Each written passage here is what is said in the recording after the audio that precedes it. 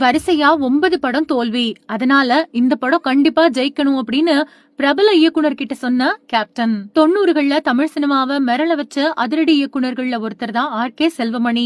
இவரு இயக்குனர் மணிவண்ணன் கிட்ட உதவியாளரா இருந்தாரு. தொடர்ந்து 1980வது வருஷம் நடிகர் விஜயகாந்த் நடிப்புல புலன் விசாரணை படத்தை இயக்குனதன் மூலமா இயக்குனரா அவதாரம் எடுத்தாரு. இந்த படத்துல ரூபினி, ஆனந்த்ராஜ், சரத்குமார் அப்புறம் பல பேர் முக்கியமான கதாபாத்திரத்துல நடிச்சிருந்தாங்க. இந்த படம் சில அரசியல் பெரியவர்களோட தூண்டுதலின் பேர்ல பல பெண்களை கடத்தி கொண்ட ஆட்டோ சங்கரோட நிஜ வாழ்க்கைய வாக்குமூலத்தோட அடிப்படையா வச்சு எடுக்கப்பட்டதா சொல்லப்பட்டுச்சு. இந்த படம் திரையரங்கங்கள்ல ரிலீஸ் ஆகி ரொம்ப பெரிய வரவேற்பு பெற்றது. தொடர்ந்து விஜயகாந்த் நடிப்புல கேப்டன் பிரபாகரன் திரைப்படத்தை செல்வமணி இயக்குனாரு. வனக்கடத்தல் வீரப்பனை எதிர்த்து போராடக்கூடிய ஒரு காவல் அதிகாரியோட கதைக்களத்தை கொண்ட இந்த படம் ரசிகர்கிட்ட வரவேற்பு பெற்று வெற்றி பெற்றுச்சு.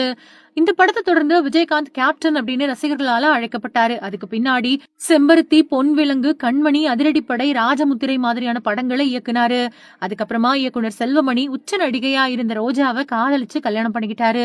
இந்த தம்பதிகளுக்கு 2 குழந்தைகள் இருக்காங்க. இந்த நிலையில முதல் படத்தப்போ நடிகர் விஜயகாந்த் தக்கிட்ட சொன்னதை பத்தி இயக்குனர் செல்வமணி பேட்டி ஒண்ணுல மனம் திறந்து பேசியிருக்காரு.